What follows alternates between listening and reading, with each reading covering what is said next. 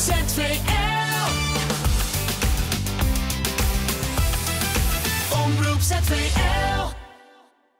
Ken je de sigarettenautomaat nog waaruit je je pakje peuken kon halen? Deze automaten krijgen met het initiatief Pak je kunst een nieuw leven. Daardoor is kunst nu bereikbaar en betaalbaar voor iedereen.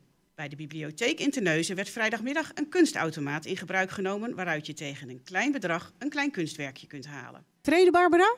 Heel tevreden. Ik zag al mensen naar de automaat gaan om al een pakje kunst te trekken. Dus ja, en de kunstenaars zelf zijn ook zo blij. Iedereen wordt er blij van. Ja, er werd echt gelijk grif gebruik van gemaakt, hè? Ja, het is natuurlijk ook iets bijzonders, hè? Ik heb het zelf nog nooit ergens anders gezien, terwijl er eigenlijk in heel Nederland 50 automaten staan. In de automaat zitten uitsluitend werkjes van lokale kunstenaars. Zij waren aanwezig bij de onthulling van de automaat. Juliette, er zitten ook pakjes van jou in de automaat, hè? Ja, dat klopt. Ik heb keramiek kunstwerkjes gemaakt. Maar is dat niet een enorme uitdaging om het zo klein te houden?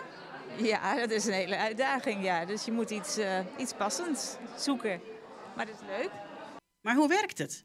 Je trekt het pakje kunst uit de automaat. Van tevoren kun je niet zien wat erin zit.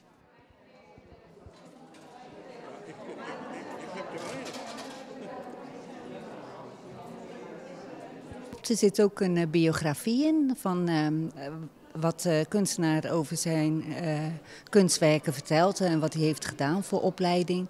En waar zijn atelier of haar atelier ook is. Er zit een klein, hoe zeg je, visitekaartje ook bij. En nu maar hopen dat je over een jaar of 10 goud in je handen hebt.